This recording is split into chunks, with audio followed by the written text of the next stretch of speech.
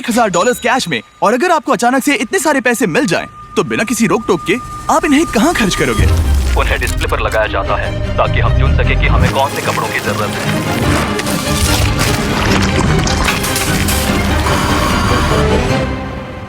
Uganda के rural इलाकों के लाखों लोगों के लिए ये पैसे अलग तरह से इस्तेमाल किए जा सकते हैं। इनमें से ज्यादातर लोग एक दिन का गुजारा सिर्फ $1 या $2 में करते हैं, जिसका मतलब है एजुकेशन लेना, एक बिजनेस शुरू करना, खुद का इलाज करवाना और इलेक्ट्रिसिटी मिलना तो यहाँ नामुमकिन सी बात है।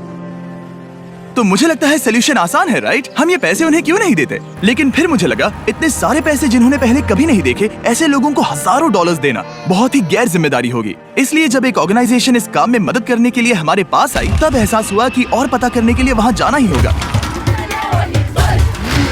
युगांडा एक खूबसूरत देश है और ये कुछ कमाल के लोगों से भरा हुआ है। पर जब भी पहली बार गिव डायरेक्टली इस प्रोग्राम के बारे में मेरे पास आए, तब मेरी शुरुआती रिएक्शन ये थी कि ये एक बहुत बुरा आइडिया है। मुझे लगा कि पूरे 1 साल की तनख्वाह जितनी रकम ऐसे लोगों को देना जो भयंकर गरीबी में जी रहे हैं, इसका अंजाम आखिर में बहुत भयानक हो सकता है। गिव डायरेक्टली एक स्ट्रिक्ट सिलेक्शन प्रोसेस के जरिए सबसे ज्यादा जरूरतमंद गांव की पहचान करते हैं और हर एक परिवार को साइन अप करवाते हैं। उसके बाद वो रेसिपिएंट को एक मोबाइल फोन देते हैं और एक यूनिक पिन नंबर तैयार करते हैं। फिर पैसे उनके सिम कार्ड पर भेजे जाते हैं ताकि वो सीधे ट्रांजैक्शन कर सके या फिर करीबी आउटलेट पर जाकर एक मोबाइल मनी एजेंट से पिन का इस्तेमाल करके पैसे निकाल सके। कम्युनिटी में नौकरी के मौके सीमित होने की वजह से गाँव वालों के लिए अपने परिवार को संभालना भयानक रूप से मुश्किल हो गया है। इन्हीं लोगों में से एक है पॉल।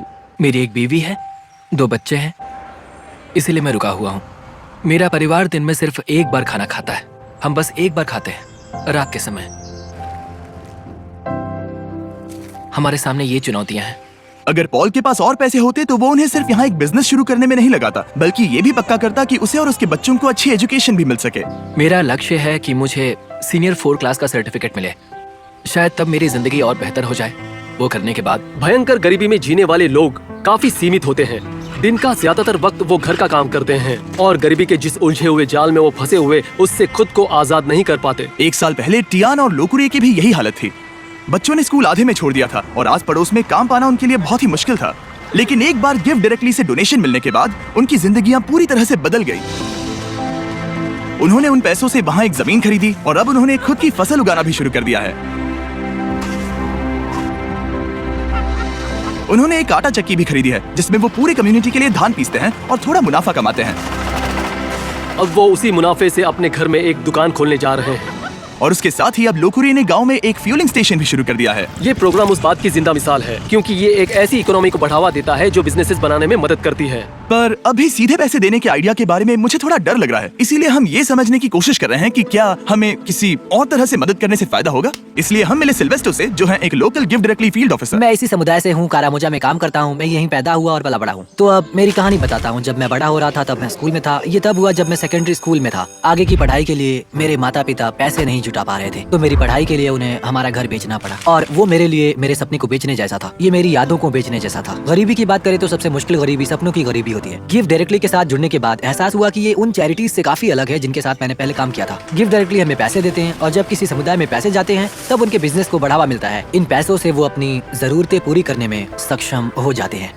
लोग यहाँ गरीबी की चपेट में हैं, इसलिए नहीं कि वो कोशिश नहीं करते या फिर वो काबिल नहीं है। वो इसलिए गरीबी में फंसे हुए हैं क्योंकि यहाँ मौके कम है। इन्हीं लोगों में से एक हैं जोसेफ, इस गांव के मुखिया। कुछ लोगों की जमीन है पर वो बहुत दूर है, इसीलिए हमें कुछ पैसों का इंतजाम करके कहीं और जाकर जमीन खरीदने की जरूरत है। हम घास से घरों को बनाते हैं जिसे दीमक बहुत तेजी से खा भी सकते हैं और वो घर ज्यादा दिन टिक नहीं पाते। और अगले साल फिर से वही चीज घरों को तोड़ो, फिर से बनाओ या फिर उन्हें ठीक करते जाओ। पर घर उन कई समस्याओं में से एक है जिसका ये गाँव सामना करते हैं। भूखमरी, गरीबी और एजुकेशन की कमी गंभीर रूप से इस पूरे कम्युनिटी को पीछे ढकेल रही है। गांव को संभालने के अलावा भी जोसेफ पर एक और बोझ है। जोसेफ को कुछ सीरियस हेल्थ कॉम्प्लिकेशंस भी हैं। कुछ साल पहले इन्हें एक स्ट्रोक आया था जिससे ये कमजोर पड़ गए हैं और पैसे ना होने के कारण हेल्दी रहने के लिए इन्हें जिन दवाइयों की जरूरत है उन्हें खरीद नहीं पा रहे हैं। यहाँ पर जीना बहुत मुश्किल है। पता नहीं मैं बच पाऊंगा या फिर नहीं। मैं सच में नहीं जानता क्यों स्ट्रोक एक बहुत ही गंभीर बीमारी है। क्या पता, मैं नहीं जानता। यहाँ पर सबकी अपनी अपनी अलग जरूरतें हैं और हम ये समझ गए हैं कि एक बेहतर भविष्य की ओर जाने के लिए इन लोगों की मदद करने का एक ही रास्ता है और वो है अपने परिवार के लिए सही फैसला लेने के लिए काबिल बनाना। इसीलिए हमने गिव डायरेक्टली की मदद करके इस गांव के 300 परिवारों को पैसे डोनेट करने का फैसला किया और आसपास के इलाकों को भी जो इन्हें भविष्य बनाने में मदद करेंगे। और क्योंकि गिव डायरेक्टली की टीम रेसिपिएंट डिस्ट्रीब्यूशन प्रोसेस को पूरा कर रही है जिसमें पूरा दिन लग सकता है, इसलिए डैन और डैरेन गाँव एक्सप्लोर करने निकल पड़े जहाँ वो 2 छुरी तेज करने वालों से मिले। क्या लगता है उनसे अच्छा कर पाएंगे? मैं जानता हूँ मैं कर सकता हूँ। चलो डैरेन, तुम कर सकते हो। देखो इसे ऐसे ऐसे पकड़ो। और फिर ऐसे करो, ऐसे।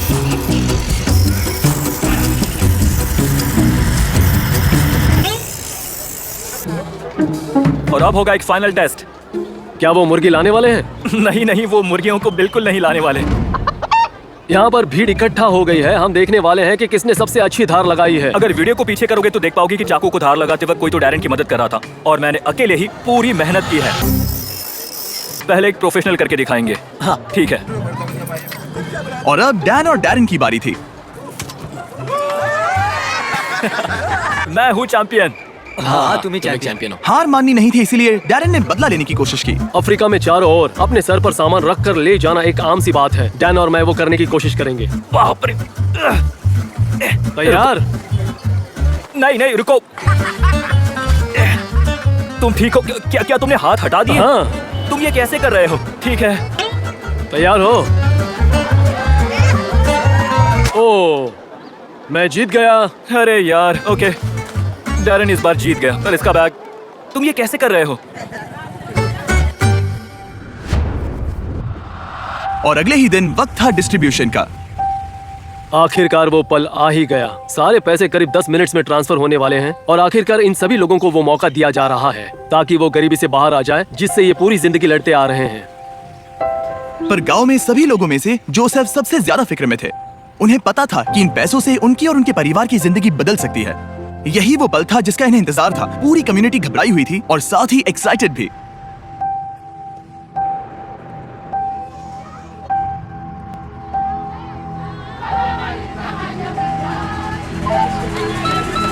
Hey, yes.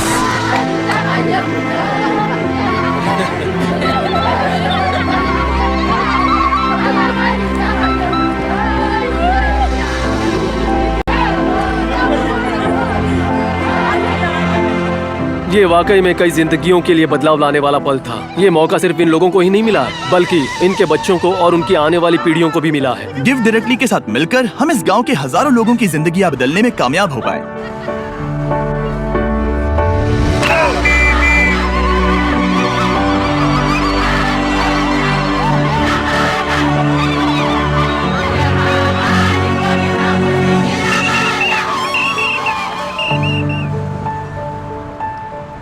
वो टेक्स्ट मैसेज मिलने के बाद अब वक्त था इन रेसिपिएंट्स के पैसे निकालने का। पिछले कुछ सैकड़ों सालों से इन लोगों को मौका ही नहीं मिल पाया था, लेकिन अब आगे जाकर उन्हें वो मौका मिलेगा। इतिहास की वो पूरी श्रृंखला टूट चुकी है और अब वो अपने लिए ही नहीं बल्कि आने वाली सभी पीढ़ियों के लिए भी एक मजबूत भविष्य उभार सकते हैं। और कुछ लोगों ने उन पैसों को सही जगह इस्तेमाल करना शुरू भी कर दिया, जैसे कि रूथ इस बात की शक्तिशाली मिसाल है कि ये पैसे क्या साबित करने की क्षमता रखते हैं। गिव डायरेक्ट से पैसे मिलने से पहले मैं मेरे बच्चों को सहारा नहीं दे पा रही थी। मैं उनके लिए दवाइयाँ भी नहीं ले सकती थी। मैं बस एक हाउसवाइफ थी, इसलिए जिंदगी बहुत मुश्किल थी। पर ऐसे हालातों के बाद भी रूथ ने गिव डायरेक्टली से मदद लेकर अपने सपने पूरे करने की ठान ली थी। उसे अपने उन सपनों को पूरा करने का मौका दिया गया था, जिससे ये अपने आप को और अपने बच्चों को एक उज्जवल भविष्य की राह पर ले गई। अब वो अपने अंदर के बिजनेस की स्किल्स के जरिए खुद में सुधार लाने के काबिल बन चुकी है, जिससे बाद में उसके समुदाय में भी सुधार आएगा। अब मैं मेरे परिवार की जरूरतें पूरी कर सकती हूँ और फिलहाल जिंदगी बहुत आसान है। अब ये पहले जैसे बिल्कुल भी नहीं है। पर रूथ ऐसी अकेली नहीं है जिसने अपने पैसों से कुछ कमाल का शुरू किया है। मिलिए आयु माँ से इन्होंने अपनी पूरी जिंदगी एजुकेशन में लगा दी है। सालों कड़ी मेहनत करके एक एक पैसा जोड़ने के बाद इन्होंने जमीन खरीदने के लिए पैसे इकट्ठा कर लिए और गिव डायरेक्टली से मिले पेमेंट की मदद से ये यहाँ बना पाई कुछ क्लासरूम्स, टॉयलेट्स और यहाँ तक कि इन्होंने 7 टीचर्स भी रख लिए और आज स्कूल में 200 से भी ज्यादा बच्चे पढ़ रहे हैं। उन पैसों से इस कम्युनिटी में एक बहुत जरूरी फार्मेसी भी बनाई गई, हजारों स्टूडेंट्स की स्कूल फीस और यूनिफॉर्म्स के लिए मदद भी की गई, यहाँ तक कि सैकड़ों परिवारों के लिए घर भी बनाए गए। और ये पैसे कैसे खर्च किए गए उसके बस ये कुछ ही एग्जाम्पल्स हैं। जब भी इन लोगों को छोटे से छोटा मौका दिया गया, इन्होंने उसे ले लिया और वो तुरंत ही काम पर लग गए, ये जानकर कि अभी उनके पास एक ऐसा मौका है जो उन्हें पहले कभी नहीं मिला था। और ये मेरी पूरी जिंदगी के सबसे इंस्पायरिंग और मोटिवेटिंग बातों में से एक भी हो सकता है। ट्रिप को पूरा करने के लिए डैरेन और स्कूल देखने चला गया, जो कि गिव डायरेक्टली की मदद से अपने स्टूडेंट्स की संख्या को 650 से लेकर पूरे 980 तक ला पाया, वो भी एक हफ्ते में, क्योंकि अब उनके पेरेंट्स फीस भी दे सकते हैं और यूनिफॉर्म्स भी खरीद सकते हैं।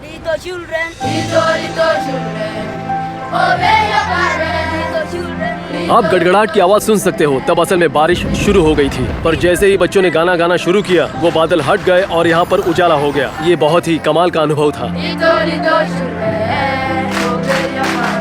गिव डायरेक्टली ने साबित कर दिया कि हमारा शुरुआती शक बेबुनियाद था और ऐसे कई नए आइडियाज हैं जिनके बारे में सोचकर हम एक साथ एक उज्जवल भविष्य की रचना कर सकते हैं। पर और काम बचा है, इसीलिए हम गिव डायरेक्टली के साथ मिलकर और एक गांव को पैसे देने वाले हैं जो बस 1 मील दूर है। अगर मदद करनी है तो डोनेट बटन दबाइए या givedirectly.org/beast पर जाइए ताकि हम और युगांडन्स की मदद कर सके।